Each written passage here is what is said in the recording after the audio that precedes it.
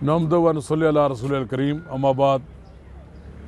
आज हम आपके साथ हज फार्म में ख़त्म नबूवत का कालम ख़त्म करने के बारे में बात करेंगे।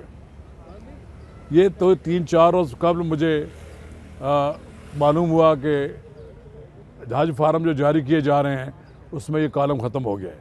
मैंने फौरी तौर पर मुतल्लिका बैंकों से वो फार्म मंगवाए और मैंने हज की वेलफेयर के लिए जो काम करने वाली तंजीमों से हैं उनसे भी इस बारे में रब्ता कायम किया। तो मुझे ये देखकर हैरत हुई कि हज फार्म का जो है उसमें ख़त्म नबूवत का कालम नहीं था। वो बताया गया कि ये जो हज फार्म है ये वो डेटा फार्म है, लेकिन उसके बाद जो डेटा जमा करने के बाद जो फार्म मिला है उसमें लिखा गया है। लेकिन ये जो तरतीब तब्दील हुई है, मैं नहीं समझता कि ये वाकई वज़ीर मजहबी अमूर नूरुल हक कादरी की मंजूरी से हुआ है। जब उनके नोटिस में लाया गया तो उन्होंने इस बात की वजाहत की कि कालम ख़त्म नहीं किया गया। इस मामले पर अभी तक हुकूमत अवाम को, पार्लियामेंट को मुतमईन नहीं कर सकी। ये कौमी असम्बली में भी कौमी असम्बली में भी जमात इस्लामी के कौमी असम्बली के रुकन चतराली साहब ने एक तहरीक अल्तवा जमा कराई है। इसकी बाज़गश्त ईवान बाला में भी सुनी गई है। ईवान बाला में सेनेट में कायदे हज़्ब इख्तिलाफ राजा मोहम्मद ज़फ़रुल हक ने बड़ी खुलकर बात की है। राजा मोहम्मद ज़फ़रुल हक साहब नवाज शरीफ काबीना में वफाकी वज़ीर मजहबी अमूर भी रहे हैं। उनकी मजहबी अमूर पर बड़ी दस्तरस है। ये वजारत उन्होंने बड़ी खुश असलूबी से चलाई है। उन्होंने भी सवाल उठाया कि ये कौन आदमी है जो इस तरह की बातें कर रहे हैं कि उसमें से ख़त्म नबूवत का कालम ख़त्म कर दिया गया।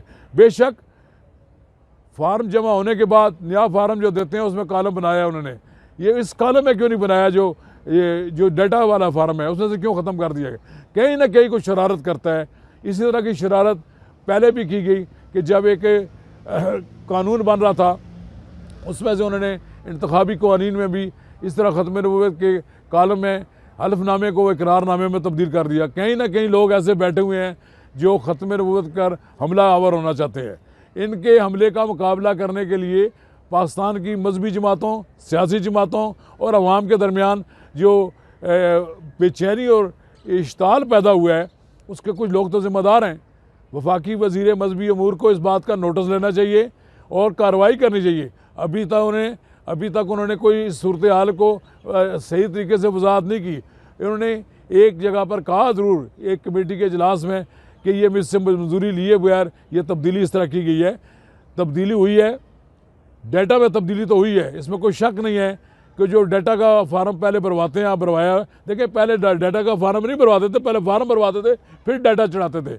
आप एक जब हाजी की दरख्वास्त देता है तो उसको डेटा फार्म देते हैं। उस डेटा फार्म में कहीं भी कालम नहीं है जिसमें लिखा हो कि ख़त्म नबूवत पर वो यकीन रखता है। फिर उनका कहना है कि जब ये फार्म जमा हो जाता है फिर हम एक नया फार्म देते हैं जिसमें ये सारी चीज़ें मौजूद हैं।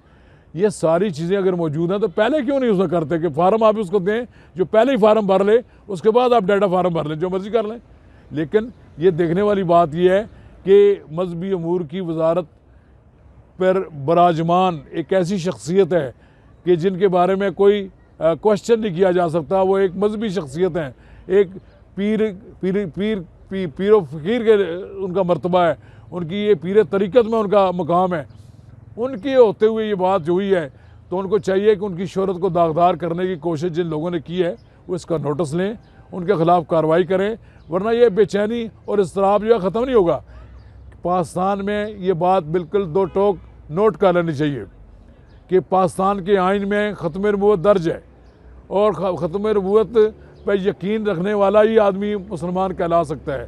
पाकिस्तान के आइन में मौजूद है, पाकिस्तान के सदर और वज़ीर आज़म के हलफ में मौजूद है, और इसी तरह उन तमाम ओहदों पर जहाँ पर मुसलमान तैनात होने चाहिए ये बात बड़ी वाज़ेह और क्लियर मौजूद है कि वो आदमी ख़त्म नबूवत पर पूरी तरह यकीन रखता हो। और मैं ये समझता हूँ कि अगर किसी ने साजिश की है तो वो बेनकाब होनी चाहिए, और अगर किसी ने नादानिस्ता हुआ है तब भी उसकी गलती का एतराफ़ होना चाहिए।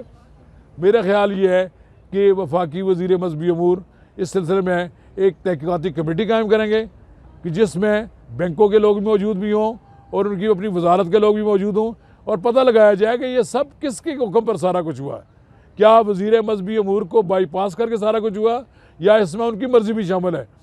राजा मोहम्मद ज़फ़रुल हक ने उन लोगों को माफ़ नहीं किया जिन लोगों ने ख़त्म नबूवत के कानून को किसी तरह तब्दील करने की कोशिश की और उनको वजारतों से महरूम होना पड़ा। उन लोगों को आइंदा उनको टिकट तक नहीं मिला। मैं ये समझता हूँ कि आने वाले दिनों में ये सूरत हाल वाज़ेह हो जानी चाहिए और बिल्कुल क्लियर हो जानी चाहिए कि जिस शख्स ने ख़त्म नबूवत के कालम को ख़त्म करने की साजिश की है उसके ख़िलाफ़ कार्रवाई होनी चाहिए, लोगों को मालूम होना चाहिए। नहीं होगा तो लोगों को शुक व शुबहात को तक़वियत मिलेगी कि मौजूदा हुकूमत में ऐसे लोग बैठे हुए हैं कि जो ख़त्म नबूवत के कालम और ख़त्म नबूवत जहाँ जहाँ ज़िक्र है उसको ख़त्म कराने की कोशिश में शरीक है। शुक्रिया।